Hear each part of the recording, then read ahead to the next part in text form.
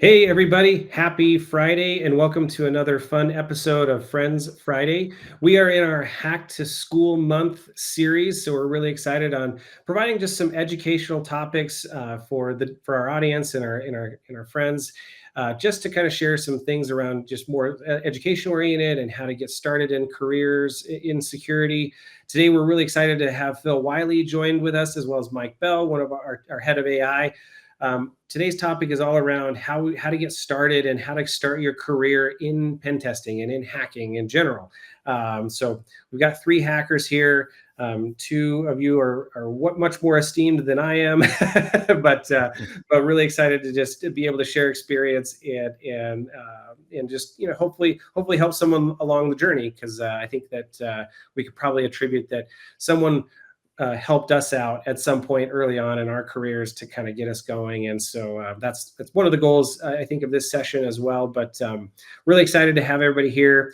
We're going to kind of just share our individual stories and then just dive into other general questions. We're excited to give away a copy of Phil's book on hacking and getting started in security. So just make a comment in the stream and we'll pick one lucky winner to get a copy of the book. But we'll let Phil kind of promote his book as well, and where else to find it if you're not that lucky winner. But we're really thankful and excited to have Phil on. So I'll share my story first of how I got started in penetration testing specifically. It's very tied to how I got started in security, and then I think my story is unique. I'm sure everybody's story is unique, obviously. So just be fun to kind of hear everybody's story, and then we'll just dive into some more thoughts that we've had and around just tips and tricks on getting started in pen testing and in a career in hacking. But so my story starts back in 2005. I actually went to graduate school. I had a bachelor's degree in computer science with an emphasis, actually just no emphasis, like just computer science, and was starting to kind of towards the end of my senior year, what do I want to try and do with my job, or with my life and my degree. And I kind of settled on, like, I kind of want to be in a field that helps people and can feel like I'm kind of contributing to society in some fashion. And so started to kind of narrow in on, like, being fairly intrigued with security. And there was a former alumnus that came and spoke at our school in our undergrad, and he actually had been in the field. He was a CISO. I think it was for ConocoPhillips at the time, or had been at one of the bigger oil companies, and then was an he was a CISO for, of course, they didn't call them CISOs back then. It was probably just security director. But he gave a talk about how he had worked for an ISP in Alaska, and how they had helped the FBI track down a cyber criminal. So doing forensics and all that work. And again, this would have been pre-2004 that this investigation had happened. So it was very fascinating, very brand new to me. And I was like, okay, this is what I want to do. Like, I want to get into this, something related to this field. And he introduced me to some folks down at the Naval Postgraduate School that had this program called the Scholarship for Service. And so that's where I went for grad school and got exposed to, if you're familiar with Naval Postgrad at all, or that program, it's really fun, really technical, and learned from some of the brightest minds that I've been associated with, including a gentleman by the name of Chris Eagle, who literally wrote the book. I've got it back on my shelf here, called the IDA Pro book. So he's fairly world renowned for reverse engineering, and also I don't know if anybody remembers this, but he helped win DEF CON CTF many years, and also he was with School of Root. They put the DEF CON CTF on. So I just was, like, fascinated learning from Chris, Professor Eagle, or however you want to refer to him. But and so that kind of, like, got me the spark for exploit development and penetration testing. But ironically, I went and just got a job right out of grad school, and was doing information assurance work and more security, just general security engineering and management. And then when I left the federal government and went into the private sector, that's when I really started doing more assessment work. And so I was doing certification and accreditation, and then really started to kind of get the itch to do stuff even more technical than what I was doing, because we were doing a lot of vulnerability scans and compliance testing. So actually kind of reinvigorated some of the skills that I learned in grad school, and I went and got the OSCP on my own, and that opened up some more doors with the current company I was with to do some more pen testing, and I kind of started to find my niche in web application pen testing. And then from there, it opened up an opportunity to move over to Veracode. So I was a tester on the pen testing team at Veracode. This is going on 10 years ago now. And that's really kind of how I got my start in penetration testing. So I kind of always joke that it's probably one of the most formal ways that someone can. I got a degree in it, and got a job right out of grad school, and then just kind of continued to kind of learn the skills and hone them, and just had some opportunities. I wouldn't say fall in my lap, but like just open up as I kind of progressed, and that's really how I got my start. And very fortunate, feel very blessed, to have had some mentors along the way that kind of guided me. Like when I was starting to explore, like, hey, what do I want to, how do I, kind of get more full time into penetration testing? I reached out to a gentleman by the name of Eric Milam.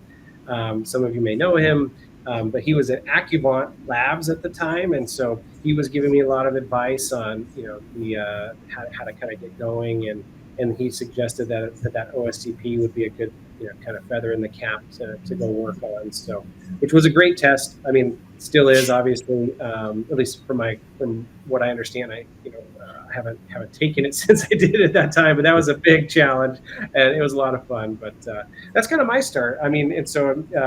Feel super blessed, and actually, it's kind of what led to the path of starting FlexTrack and all that. So save that for another time.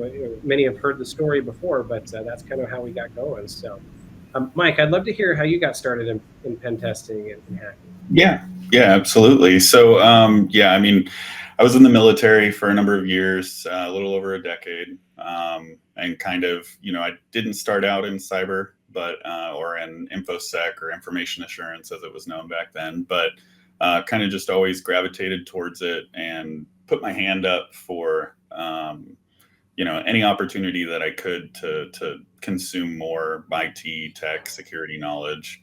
And at a certain point in my career, the Army recognized that and reached out and asked if I wanted to go full time into cyber, and so I ended up transitioning over, and they kind of it was a pretty heavy training pipeline. So SANS courses back to back to back, about 4 or 5 months worth of training, but they really kind of invested in my knowledge base and expanding it. And I got really, really interested in pen testing. I was taking GCIH, and which is SANS, their intrusion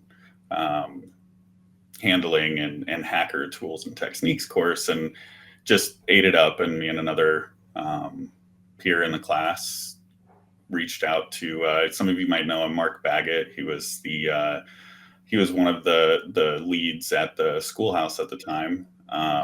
And so he opened up 560, their GPen course, and a couple of other just not study materials, but kind of pointed us in the direction of what we would need to know for that course. And that really kind of just opened my eyes, and I went after it. When I got out to Korea, I stayed out there for a while while I was in the military, and got a really unique opportunity to kind of get a whole perspective. So we were, monitoring the whole peninsula. I was doing penetration testing and vulnerability research, as well as big data. So handling all the traffic data and security data from across, our presence in Korea. But, and then, once I made my transition out of the Army, like you said, it's kind of just a lot of luck as well.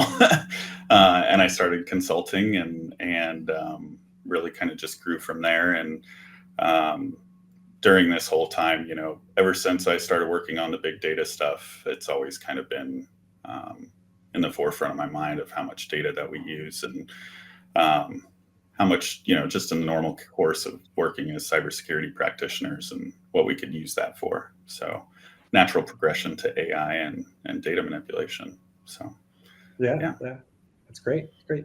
Yeah, fascinating story. In terms of like the progression as well. Phil, like share with us like how you got started and kind of, what was the series of events that really made an impact.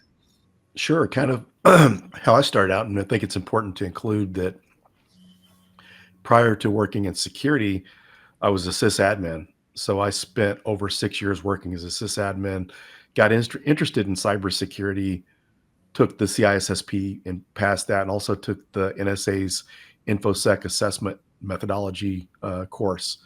So that really got me interested. I started going to some local cybersecurity conferences back then, and back in about 2004, they moved me over into the security team. I was working for a mortgage company, so I got to move over to the cybersecurity team. Started out doing network security.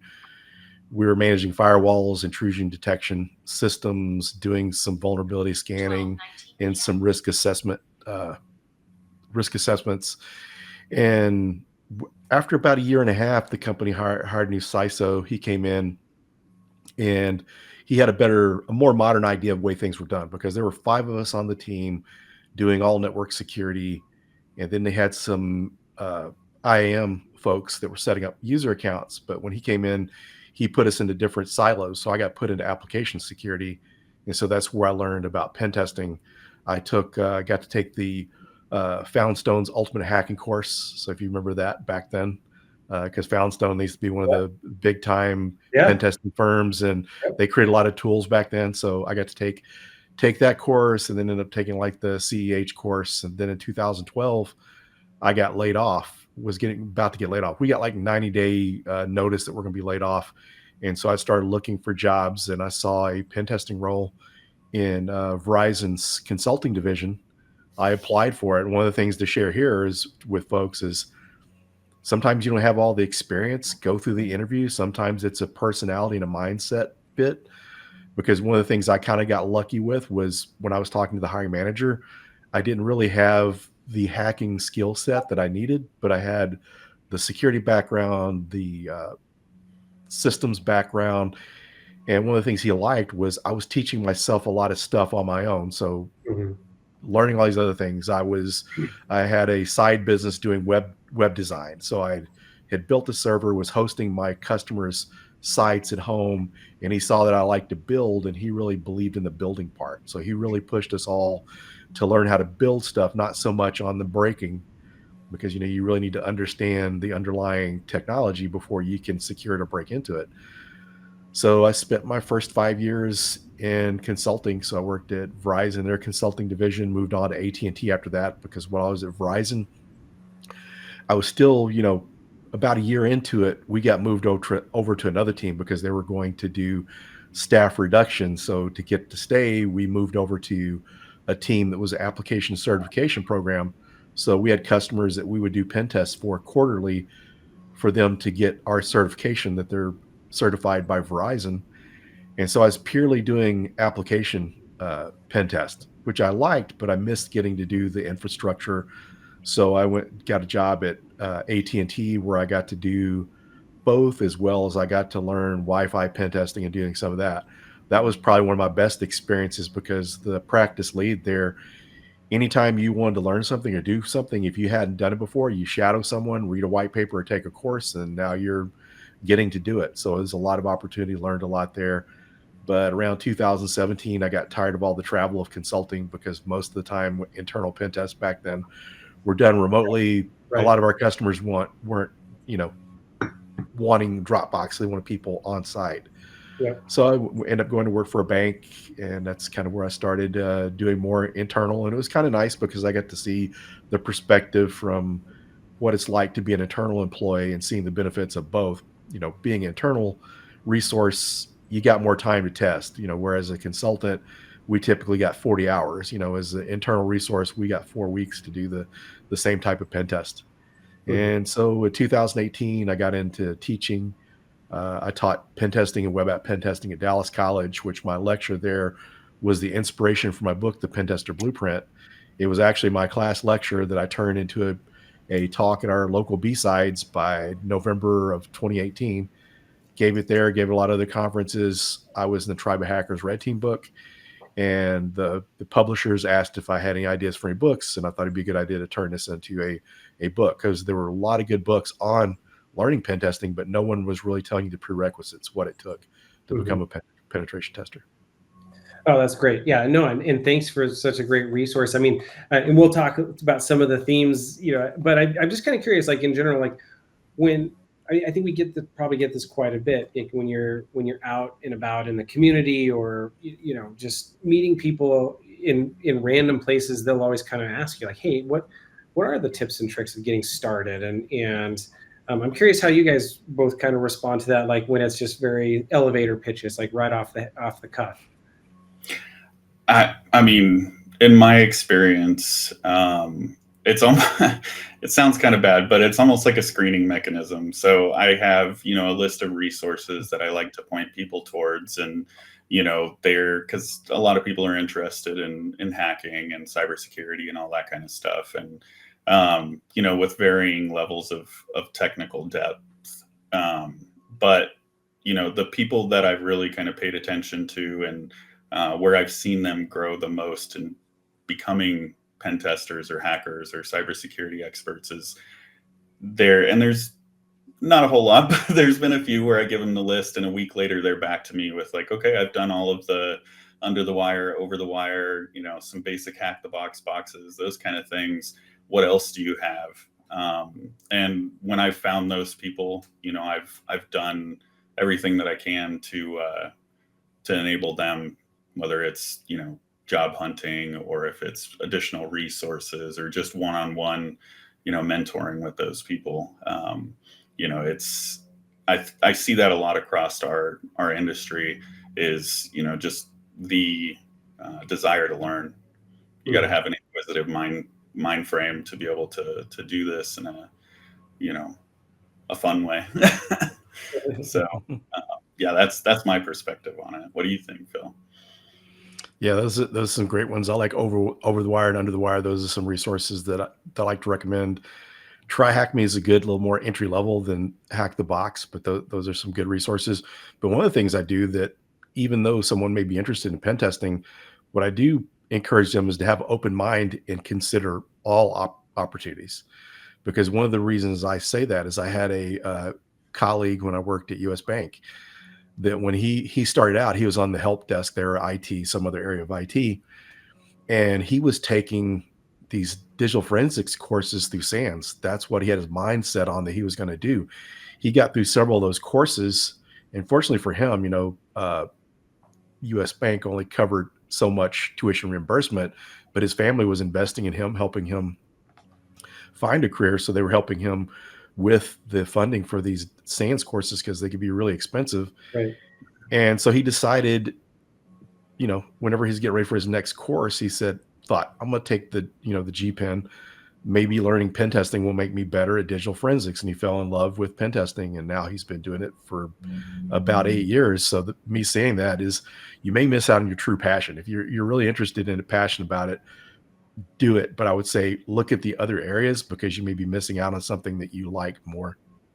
Yeah, no, I think that's a good point. And I think you brought up something that I kind of encourage folks to do too, is like, there's no straight path to it, right? Like, I think like we just told 3 different stories, and you just told a different one. And so it's like, continue to keep an open mind. I think some of the characteristics that we recognize are like, hey, you got to be, willing to learn, and you got to be kind of a self-starter, and like, it's not always going to fall in your lap, or someone's not always going to just hand you a course and say, hey, if you take this, you'll have a job as a pen tester. It's like, hey, no, I want to, just like a true hacker mindset, I want to figure out how this works and explore. But also, like you said, like, you may have different passions, or even have to start somewhere else. Like, hey, you may be, you may want to work in the security team at XYZ Corporation, but they don't have any openings yet. But you're definitely qualified for this sysadmin job, or for this software engineering job, right? Because like, I don't know about you, but some of the best web app pen testers I've ever worked with used to be software engineers, right? They were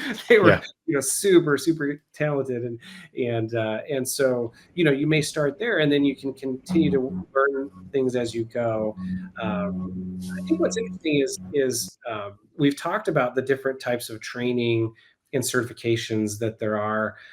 What is your advice on in terms of like formal education, degrees versus certifications? I know that's a whole another topic on its own, but like in terms of advising people, like, hey, as you get started, what do you kind of frame that conversation to be? Yeah, if you want to look at from a formal perspective, one of the things I think is the best approach is to get a computer science degree and then get like either a secondary degree or maybe get a master's in cybersecurity, because the things you learn from the coding and how technology works is going to make you a lot better at that. Because folks I've seen that have come out of a computer science degree, knowing how to code and know how the technology works, they excel a lot more. So otherwise, when you start out with a cybersecurity degree, then you have to go back and learn some of those things. So I kind of think that's kind of a better approach as far as certifications go. One of my favorites and the most widely regarded is the OSCP, as you mentioned, because that's one that hasn't gone away. There are some of the certs that are on the DoD list for government jobs, or companies working with the government want those DoD certs like CEH or Pentest Plus. But one thing is, you have an OSCP, you're going to have a lot easier time getting recruited into a consulting company compared to those certs. Yeah. Yeah, and I'd agree. And from a kind of a non-traditional path as well, like to Phil's point, there's don't pigeonhole yourself into one role or one cert. I think that an all-around knowledge base, whether it's specifically cybersecurity or anything else, because a big part of cybersecurity is understanding that human factor as well. And so, I think I'll echo the OSCP. It's a great certificate to try harder. I enjoyed taking it, and twice to be specific, but no, it's a great certificate, and the SANS ones are great, minus the price tag. But I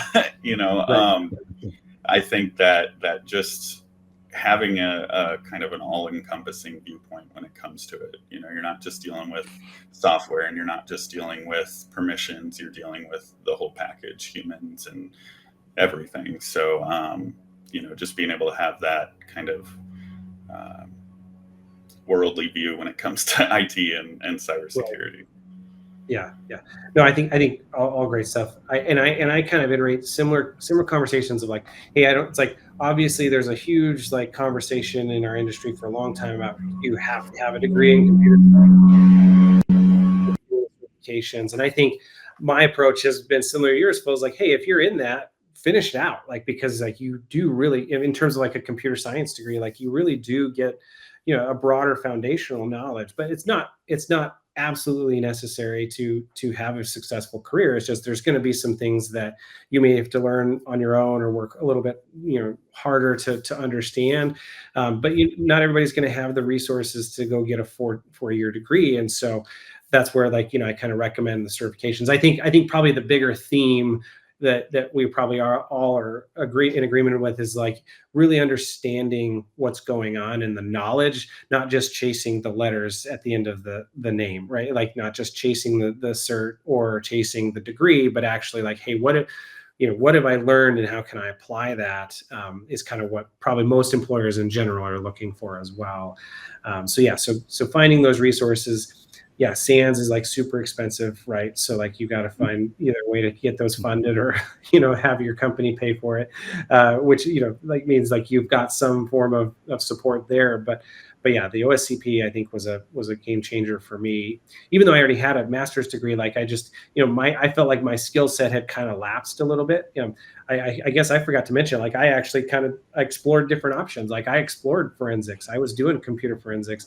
I even think that if I'd have done more on the malware analysis side, like because I was doing more kind of just general investigations for a company, more around like people are doing things like that. Yeah, exactly. E-discovery, lawsuits, and also just like waste, fraud, and abuse type cases. And it was a big engineering firm, a construction management firm. So did a lot of just like general investigations. So we didn't do a ton of like malware analysis and things like that. And I may have even gone that route, but then kind of fell back into pen testing and went that route. But yeah, no, I mean, it's always interesting, how to approach, what is the kind of background that you need versus should continue to take on.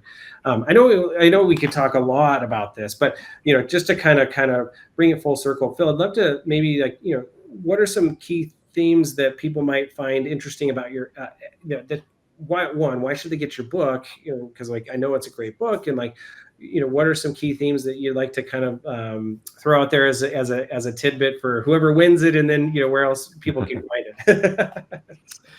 Yeah, so the best place to find it's going to be on Amazon. I think it's down to like $16 now because the retail price is $30. Some of the bookstores charge that. So Amazon, you can get it. It's down to $16. It was at $18 for a long time. But one of the things I share there is the formula for the Pentester Blueprint is learning the technology, learning the security of the technology, and then how to exploit the technology. So it's a pretty applicable formula that works across everything. So once you have built those hacking skills, learn how to pen test certain things, then you just need to learn other technologies, and then kind of you can reapply that formula. But the book came from not only my class lecture, it was also some of the advice I was giving others that wanted to get started as pen testers and from mentoring. So that's kind of where a lot of that came from. Prior to teaching, I used to share a lot of resources. People would come up to me that were wanting to go through the OSCP and ask for resources, and I would share resources with them. So that's kind of how that got started. But I cover some of the different certifications as well in the book. So different certifications and courses that they can take towards becoming a pen tester.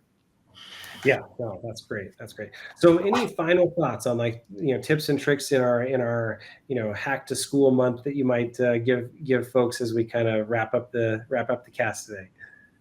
Mike, yeah, I'll just go first, I guess.